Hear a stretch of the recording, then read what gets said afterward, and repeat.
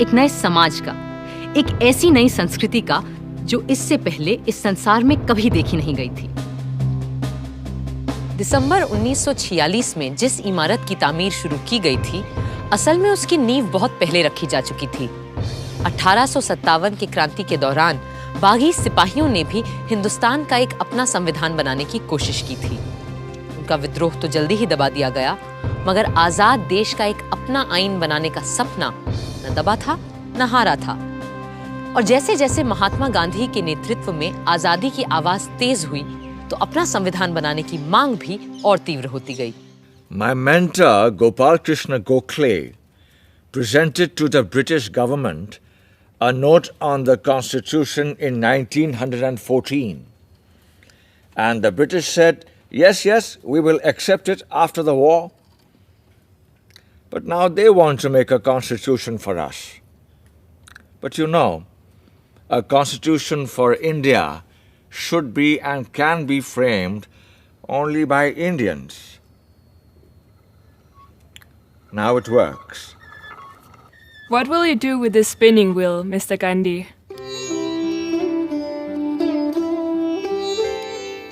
This is my secret weapon to drive the English rulers away so that we will have the power to make our own constitution. अब गांधी जी की सरपरस्ती में इतिहास ने दोबारा हमें एक नए भारत को गढ़ने का मौका दिया था। कांग्रेस नेता और आला वकील पंडित मोतीलाल नेहरू ने 1928 में एक रिपोर्ट तैयार की, जिसे नेहरू रिपोर्ट या स्वराज संविधान के नाम से भी जाना गया।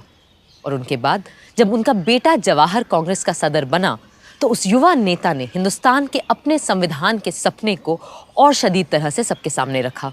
आजादी दी नहीं जाती, स्वतंत्रता किसी कानून के नुक्ते को बदलकर नहीं मिला करती। इस तरह तो नए निजाम के नाम पर अंग्रेजों की पुरानी गुलामी को और मजबूत किया जाएगा। सच्ची आजादी तब मिलेगी जब हम अपनी चुनी हुई संविधान सभा के जरिए खुद अपने देश का संविधान सोचेंगे, अपना आईन तय करेंगे, अपना कॉन्स्टिट्यूशन बनाएंगे। भारत माता की जय! भारत माता की जय! जवाब में अंग्रेजों ने सन 1935 में एक गवर्नमेंट ऑफ इंडिया एक्ट बनाया। ये एक्ट भारतीयों की उम्मीदों से न सिर्फ बहुत कम और अलग था, बल्कि इसकी वजह से कांग्रेस और मुस्लिम लीग के दरमियान दूरियां और बढ़ने लगीं। इस बीच दूसरे विश्व युद्ध के दौरान सन 1945 में डॉक्टर तेज बहादुर सप्रू ने सभी पार्टियों से मशवरा करके एक सांझे संविधान का खाका बनाने की कोशिश की।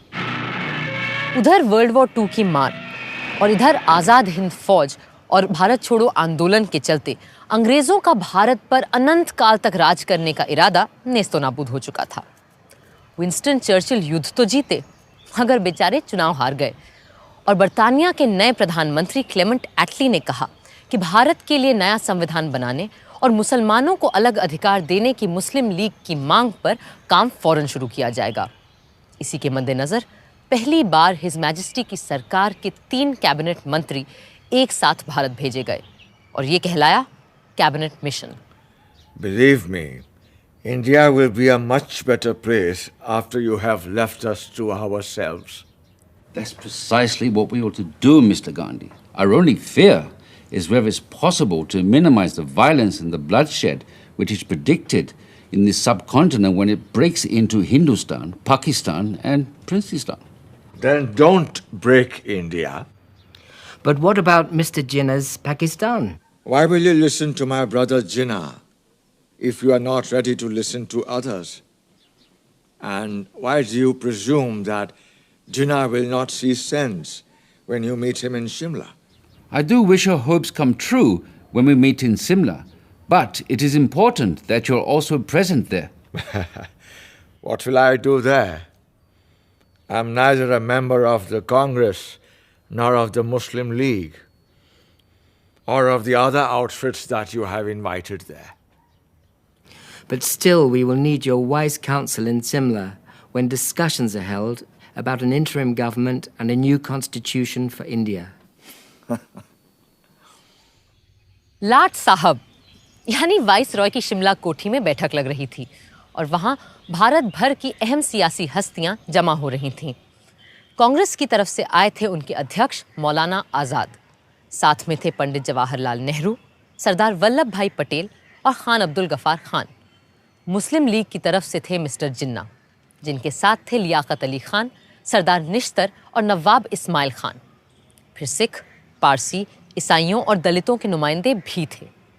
उधर पूरे मुल्क में फैले सैकड़ों रजवाड़ों की तरफ से वहां मौजूद थे भोपाल के नवाब मोहम्मद हमीदुल्ला, जो उन दिनों चेंबर ऑफ प्रिंसेस के चांसलर थे। Friends, the winds of change have swept the old order all over the world, ever since this bloody war has started.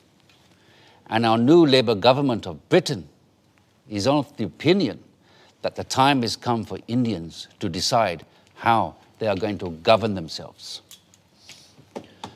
And the purpose of this meeting is to have discussions with all of you. The representatives of British India and the Indian states is to secure a way of framing the constitution of a free India.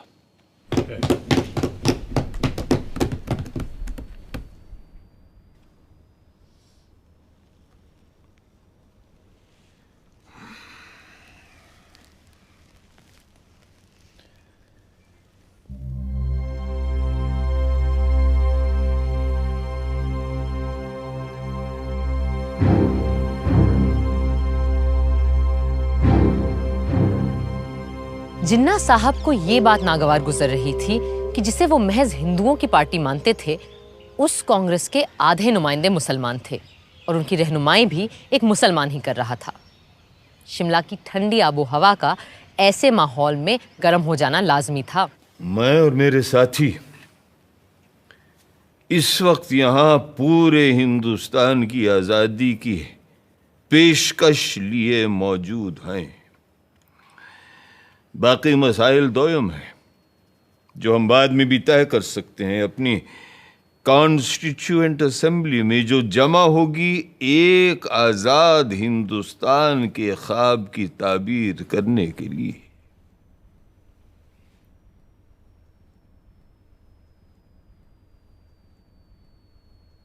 My colleagues and I stand here for the independence of the whole of India.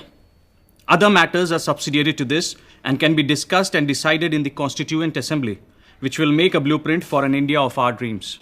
Dreams that may turn into nightmares for the Muslims of this country if we allow the Congress to have its way.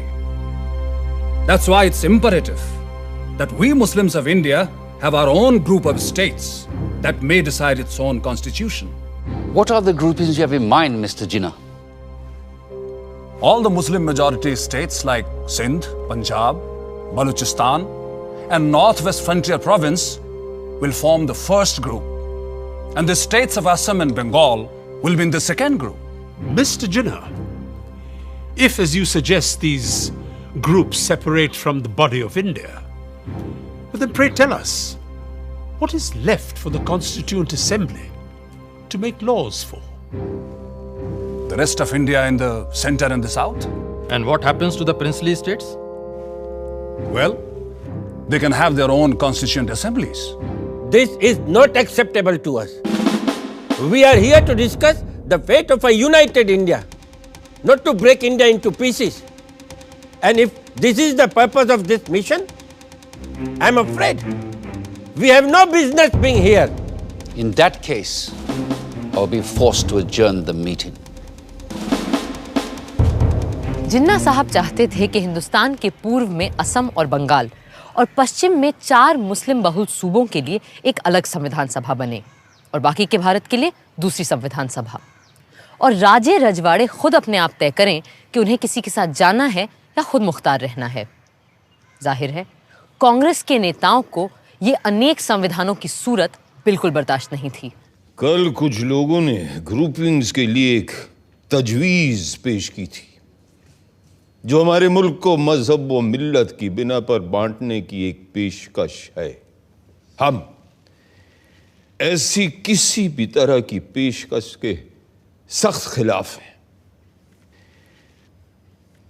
Hindustan एक मुल्क है, आप सुन रहे हैं लियाकत अली खान साहब, हिंदुस्तान एक मुल्क है। और एक ही असेंबली इसका आइन बना सकती है जिसमें तमाम सूबों, इलाकों, मजहबों और फिरकों के चुने हुए मेंबरान और राजे रजवाड़ों के भेजे हुए नुमाइंदे भी शामिल होंगे।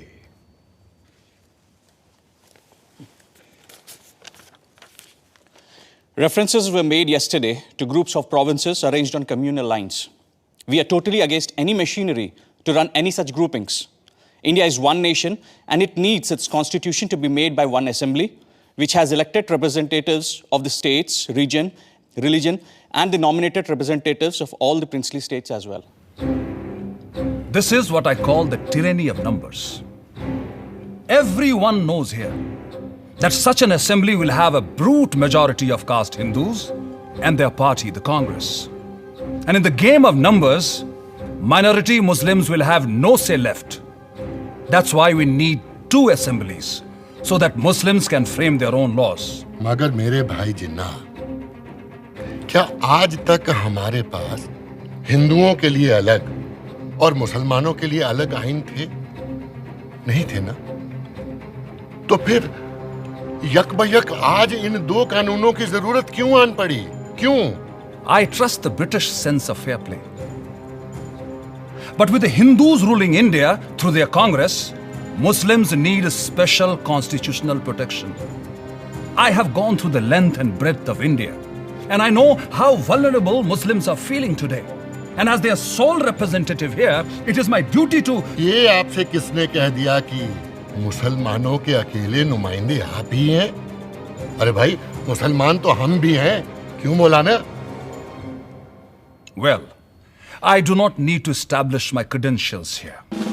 Because the Muslims of this country know who stands here for their rights and who here is a paid quisling Muslim masquerading as their representative. I take strong objection to such a remark being made about my esteemed colleague. Mr. Jinnah, if I've got you right, you need these groupings because of the communal mistrust that exists in this country. That's perfectly right, Sir Stafford. Muslims cannot be a part of a constituent assembly which will be dominated by caste Hindus. May we deal with first things first, please, which is to dispose of the problem of the Indo-British relationship. For that, we need to make our own constitution for a free India. The communal problem can be dealt with later. Later? Later, there'll be no Muslims left alive in India if Congress is given its way. And that is unacceptable to me. If Mr. Nehru doesn't like the idea of groupings of states within the same India, then it will be better to have two Indias. One for Hindus and another for Muslims. Hindustan and Pakistan. And a Princestan, the federation of the princely states. This is ridiculous. It clearly indicates the reality behind the groupings proposal Mr. Jinnah is making. I will not be a party to this balkanization of India. No! India is one and will remain one country. कड़वा सच ये था कि अंग्रेज हिंदुस्तान में अपनी घटती हुई फौजी ताकत से अच्छी तरह वाकिफ थे और वो चाहते ही नहीं थे कि सांप्रदायिक आग को फैलने से रोका जाए। पर हाँ, जाने से पहले सत्ता वो सौंपना चाहते थे एक ढीले से राष्ट्रसंघ के हाथ, जिसकी लगाम हो सके तो उनके ही हाथों में रहे। इन्हीं सब बातों को लेकर 16 मई 1946 को एक समझौते का मसौदा बनाया गया। United Dominion of India will be given independence as and when the appropriate time comes. In the meanwhile, two constituent assemblies will frame the constitution. One for the Muslim majority provinces, which will be grouped Balochistan, Sindh, Punjab, and Northwest Frontier Province as the first, and Bengal and Assam as the second group. The Hindu majority provinces in the central and southern India will form another group and make their own constitution. But the central government will be empowered to run foreign affairs, defense, and communications, while the residual powers and the responsibility will belong to the provinces coordinated by their group. How can you have two assemblies for one nation. Are you suggesting that there will be Hindu constitution and Muslim constitution? And which constitution will be applicable to the central government? But sir, Assam is not a Muslim majority province. Then why? Gentlemen, please. These are only recommendations which have yet to be accepted by the two main parties. That is the Indian National Congress and the Muslim League, whose working committees are going into details of this plan. And there is no need for us to add anything more at this moment. Thank you. But Nehru is adamant he won't agree to such a proposal. I'm ready to sit together with Jawaharlal, for whom I have great regard, to convince him of the value of these groupings, since he has no desire that the British stay back in India any longer. And if I'm right, then even British do not desire to stay back here any longer. Not just Nehru. The entire Congress Working Committee is dead against the concept of two constituent assemblies and two separate constitutions. In that case, they must agree to partition and for the creation of two nations. Because the only way I can agree to one union of India is if Congress agrees to two groups, as proposed by me.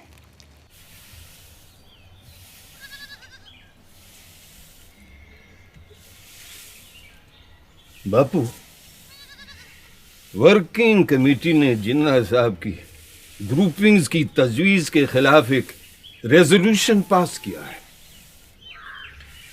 The Congress Working Committee agree that the groupings will hinder the concept of a united India and rejects any such demands put by external pressures which will hinder the working of any body constituted to decide the future of an independent country. There should be a sovereign body for the purpose of drafting the constitution, and it must be unhindered by any external authority. ये है हमारा दस्तावेज बाबू। हम अपने देश का बंटवारा कभी कबूल नहीं कर सकते। अंग्रेजों ने हमारे साथ चाहे कुछ भी किया हो, उनके कैबिनेट मिशन ने अपना काम पूरा कर लिया है और अब उन्हें जल्दी है कि वो हमारी छाती से उतरे और जाएं। अब ये हम पर है कि हम कैसे अपनी इस दुखी अभागी धरती को सुखी और भाग्यशील बनाएं। कुल मिलाकर कैबिनेट मिशन असफल हो चुका था, मगर वो खाली हाथ वापस भी नहीं जाना चाहते थे। सो दोबारा एक बार मिलने और बातचीत का सिलसिला शुरू हुआ और 1 महीने की मशक्कत के बाद 16 जून को एक और प्रस्ताव सामने आया। Partition? The Congress will never agree to partition. Why would they agree to parity between themselves and the Muslim League in the interim government? And why would they not agree to have any Muslim members on behalf of Congress? How can 1/4 of the population be given half the population's seats in the cabinet?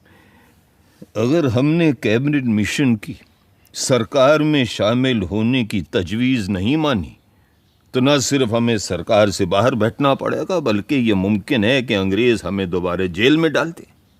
अब इससे बेहतर यह है कि हम उनकी इतनी सी बात मान लें कि हमारी भेजी काबीना की फहरिस्त में किसी मुसलमान का नाम न हो। खुद अपना नाम कटवाने की तरकीब बता रहे हैं आप तो मौलाना। सरदार, मुल्क किसी भी शख्स से बहुत बड़ा होता है और किसी भी मिल्लत से भी। मैं मौलाना की बात समझ सकता हूं। अगर हमने सरकार में आने का ये मौका हाथ से जाने दिया तो यकीनन मुस्लिम लीग और खास तौर से जिन्ना साहब इस बात का नाजायज फायदा उठाएंगे। बापू, आपका क्या कहना है?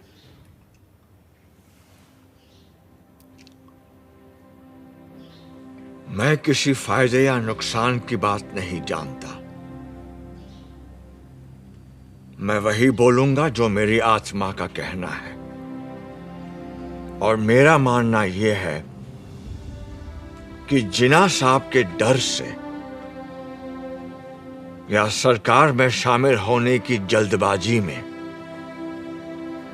अगर हमने कांग्रेस की सूची से मुस्लिम भाइयों के नाम काट दिए तो हम में और उनमें अंतर क्या रह जाएगा?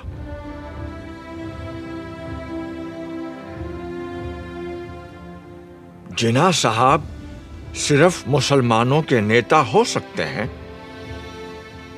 पर आप लोग तो सिर्फ हिंदुओं के रहनुमा नहीं है ना? बापू आपने सही फरमाया, मगर क्रिप्स और उनके साथी अभी रुकने वाले नहीं हैं। और अगर सरकार में शामिल होने के लिए हमें मुसलमानों को अपनी काबीना से खारिज करना भी पड़े तो क्या फर्क पड़ता है? मुझे फर्क पड़ता है,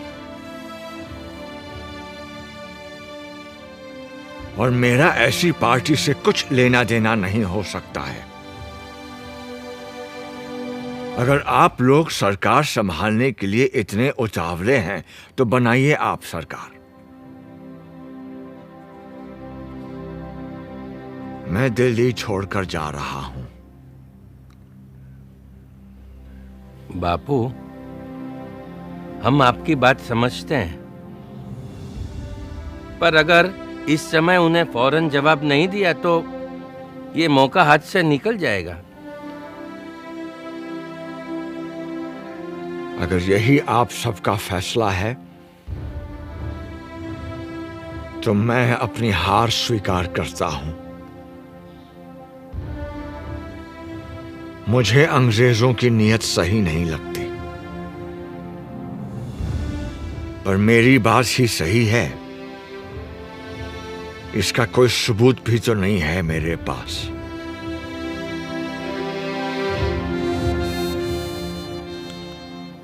अगर आप सबकी आज्ञा हो तो मैं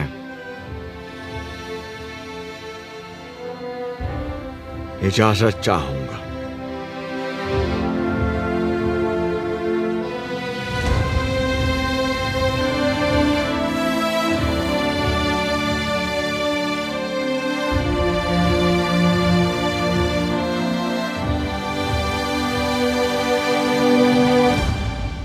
तो अब हम बापू को जाने दें।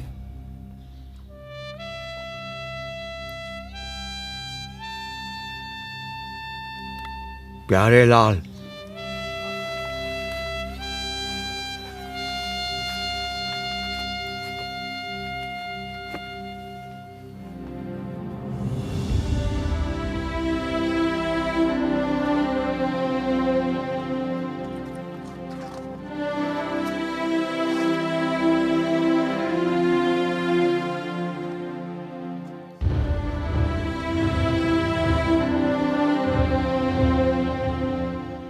यूं नया संविधान बनाना तय हो गया, और ये भी कि जिन्ना साहब की तजवीज़ के खिलाफ सिर्फ एक संविधान सभा मुल्क का रूप स्वरूप तय करेगी।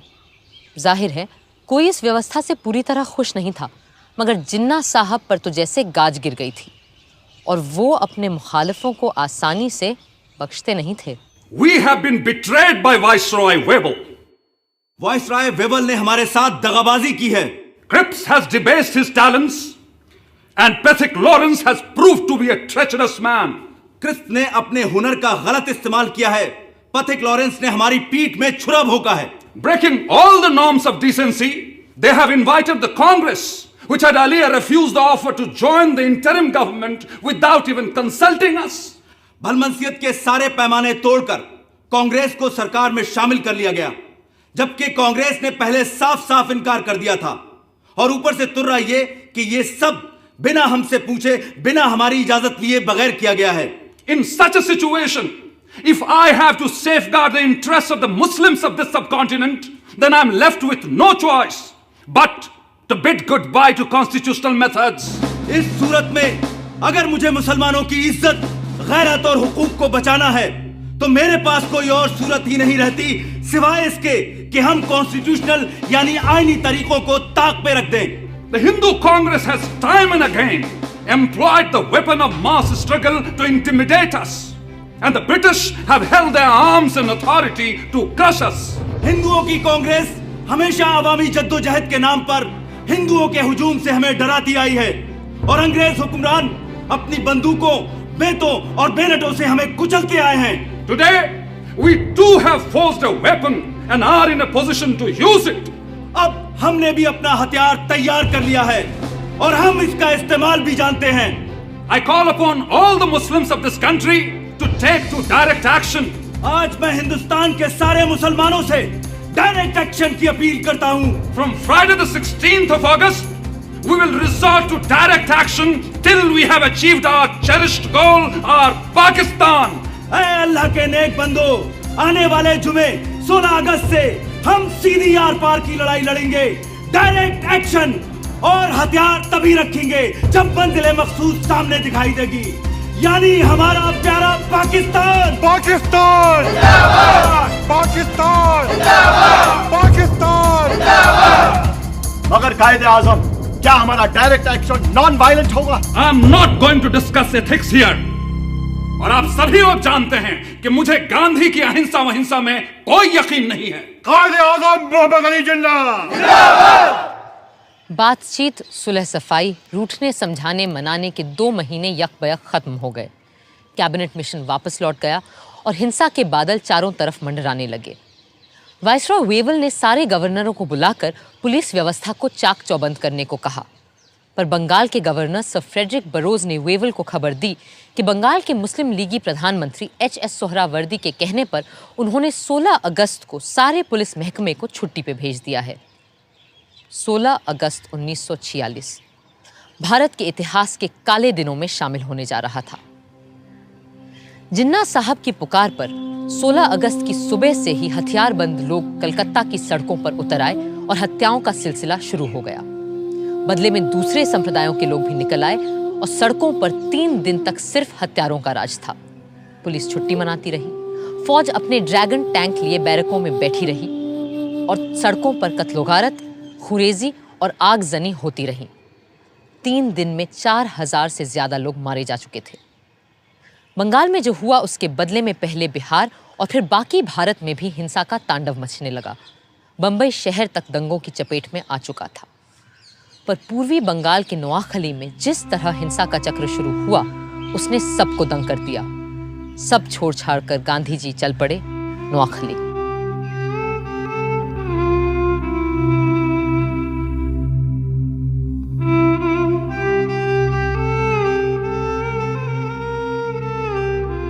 लाट साहब वेवल का मानना था कि हिंदुस्तानियों के साथ मिलकर बनी सरकार ही इस गृह युद्ध जैसी स्थिति को रोक सकती है।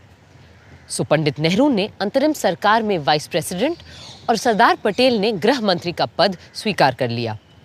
जिन्ना साहब ने तो पहले इस सब का मजाक उड़ाया, फिर 15 अक्टूबर तक उनकी तरफ से भी लियाकत अली खान ने वित्त मंत्री का पद संभाल लिया।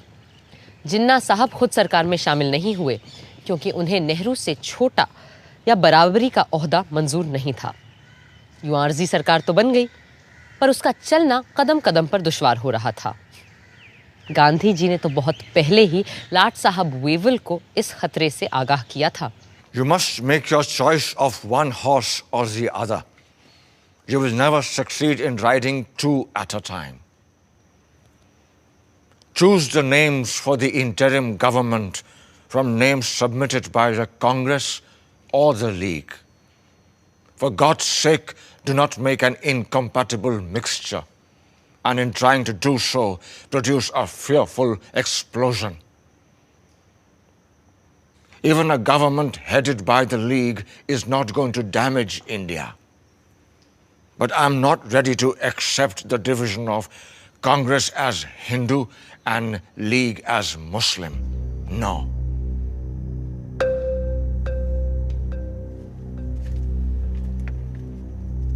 वेवल इतने हताश हो चुके थे कि उन्होंने अपने एक खत में सम्राट किंग जॉर्ज को लिखा, The situation reminds me of a childhood puzzle in which I had to manipulate marbles into their pens.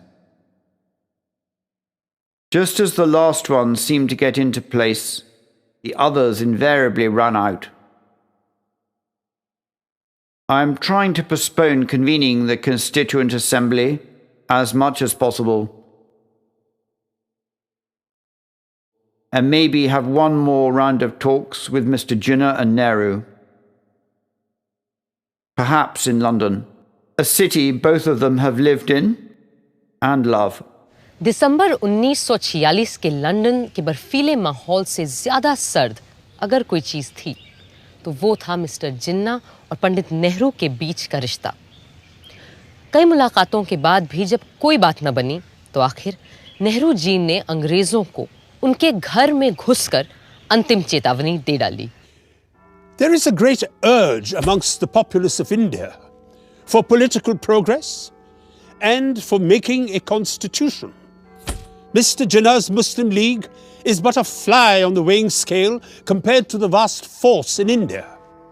And if the British authorities do not call for the Indian Constituent Assembly immediately, we will have to resort to another mass action against His Majesty's government. Thank you, gentlemen. Mass action के डर से British सम्राट की सरकार तुरंत मान गई और पंडित नेहरू के भारत लौटते ही 3 दिन के अंदर हिंदुस्तान का आईन बनाने के लिए कॉन्स्टिट्यूएंट असेंबली का मिलना तय हो गया। 9 दिसंबर 1946 के ऐतिहासिक दिन इसी इमारत में पहली बार इकट्ठा हुई भारत की संविधान सभा। प्रादेशिक विधानसभाओं से चुने गए नुमाइंदे इस ऐतिहासिक दिन के लिए सज धज कर पधार रहे थे। मुस्लिम लीग ने, जैसा कि उम्मीद थी, इसका पूरी तरह से बहिष्कार किया। हिंदुस्तान को एक नया रूप देने के लिए, एक नए संविधान को आकार देने के लिए सारे महत्वपूर्ण लोग कॉन्स्टिट्यूएंट असेंबली में मौजूद थे। बस 2 लोग वहां नहीं थे, और शायद 2 सबसे अहम लोग, कायदे आज़म मोहम्मद अली जिन्ना और महात्मा गांधी। संविधान सभा के बहुत से सदस्य गांधी जी से मार्गदर्शन और आशीर्वाद लेने उनके पास पहुंचे।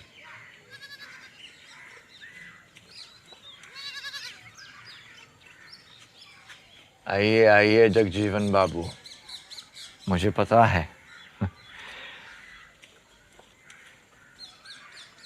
हम चाहे दुनिया का सबसे सुंदर संविधान क्यों न बना लें, पर वो भी बेकार साबित होगा अगर उसे अमल में लाने वाले लोग ना हुए। बापू, मुझे पूरा विश्वास है कि हमारे यहाँ ऐसे अच्छे आदमियों और औरतों की कोई कमी नहीं है जो हमारे संविधान को कारगर करके दिखाएंगे। इसीलिए हम सब आपका आशीर्वाद लेने आए। बापू के आशीर्वाद हमेशा तुम्हारे साथ है, पर आज मैं तुम्हें एक तावीज़, एक टोटका दूंगा जो शायद तुम्हें सही संविधान बनाने में मदद करे। आप और तावीज़? बापू, मुझे लगता था आप तंत्र मंत्र यंत्र में विश्वास नहीं रखते। पर इस मंत्र पे पक्का विश्वास है मेरा। जब कभी अपने आप को शंका में घिरा पाओ तो इस परीक्षा को अपनाना। सबसे दीनहीन, गरीब, कमजोर इंसान जिसे तुमने देखा हो उसका चेहरा याद करना और स्वयं से पूछना, जो मैं करने जा रहा हूं क्या इससे उसका भला होगा? इस कदम से क्या उसे कुछ मिलेगा या नहीं? इससे क्या वो अपने भाग्य और जीवन को सुधार पाएगा या नहीं? या यूं कहो, ऐसे करोड़ों को स्वराज मिलेगा या नहीं जो तन और मन की भूख से तड़प रहे हैं, जिनके पेट भी खाली है और हृदय भी। फिर देखना, तुम्हारी सारी शंकाएं छूमंतर हो जाएंगी।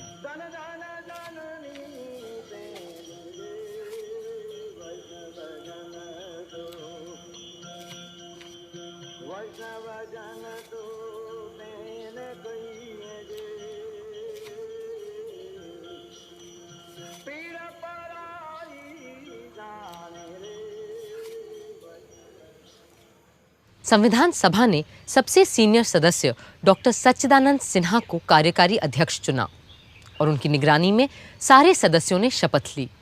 फिर सभा के परमानेंट प्रेसिडेंट के रूप में चुना गया डॉक्टर राजेंद्र प्रसाद को।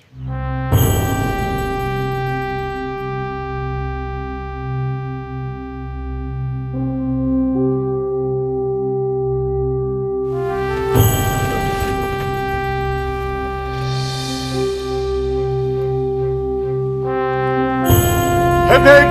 Hooray! Hip hip! Hooray! Hip hip! Hooray!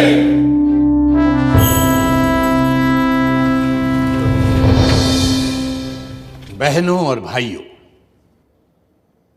अगर आप मुझे माफ करें तो मैं ये कहूंगा कि इस देश में जहां जात पात के इतने झगड़े फैले रहते हैं, आप लोगों ने हमें चुनकर एक तरह से अपनी जाति से बाहर कर दिया है और अपनी जात पात में बैठने से वंचित करके आपने हमें एक अलग, एक दूसरी जगह, एक दूसरे किस्म की कुर्सी पर बैठने के लिए मजबूर कर दिया है। और सिर्फ इतना ही नहीं, बल्कि शायद आप में से हर एक आदमी यह भी उम्मीद रखता है कि इस सभा के कार्यों में मैं कोई ऐसा कार्य न कर बैठूं जिससे कि यह बात जाहिर हो कि मैं किसी खास दल या किसी खास फिरके का आदमी हूं। पहले हिंदी और फिर अंग्रेजी में बोलते हुए राजेंद्र बाबू ने सबके दिलों को छू लिया। Above all, what we need is freedom. And as someone has said, nothing is more valuable than the freedom to be free.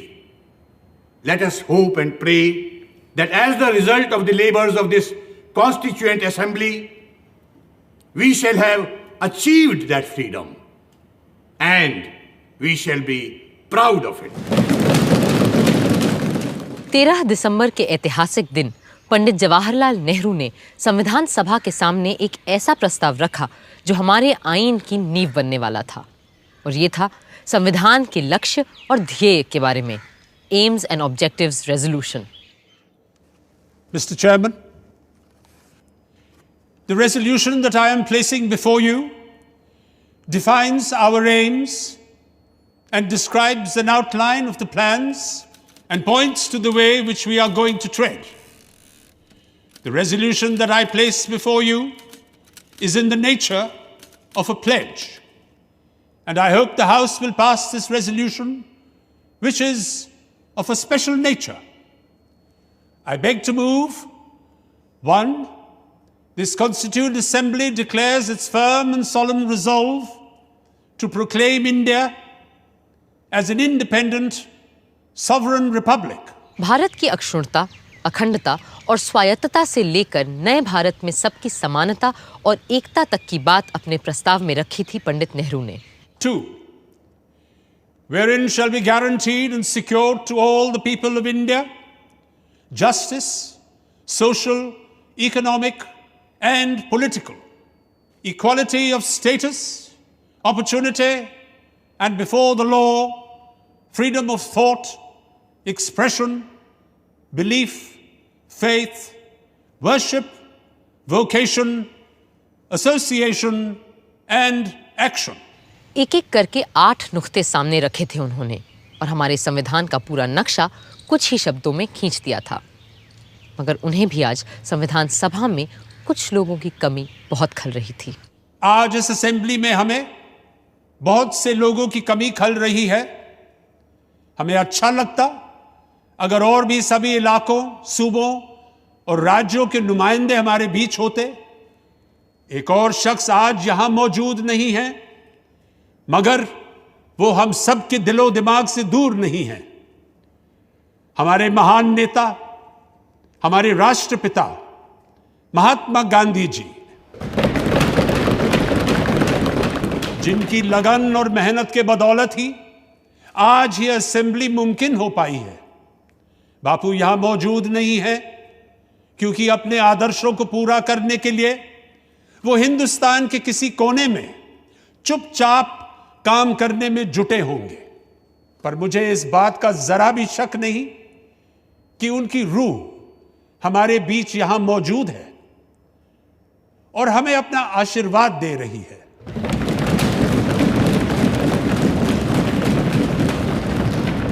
I also think of the various constituent assemblies that have gone before us, when the fathers of the great American nation met and fashioned out a constitution that has stood the test of time for more than a century and a half. My mind goes back to that Constituent Assembly which met in the lovely city of Paris, and how the king and other authorities came in its way, and it still continued. Even the room for that meeting was denied, and the Constituent Assembly betook themselves to an open tennis court and did not disperse till they had finished the task they had undertaken. We too, whether we meet in this chamber or in the fields or the marketplace, will go on meeting and continue our work till we have finished it. 13 दिसंबर को AIIMS and objectives resolution के साथ पंडित नेहरू ने हमारे संविधान की नींव रखी थी और 14 दिसंबर को जिन्ना साहब ने संविधान सभा की पूरी बुनियाद पर ही सवालिया निशान लगा दिया। Is complete independence the goal of the Muslim League? What do you think we are fighting for? Our goal is complete independence, certainly. The complete independence of Pakistan. But Mr. Jinnah, if the Congress accepts the proposals laid down by the British government, would the Muslim League be then ready to take part in Constituent Assembly? It's all very well to talk in this loose way about Constituent Assembly. The reality is that the Congress with 292 supporters, there might be a few less, has a brute majority, where the Muslim number is only 79. Is that what people understand when they talk of democracy? The truth is that between the Hindus and Muslims in India, there is no such thing as democracy. Does that mean that the Muslim minority wants a veto on the progress of the majority?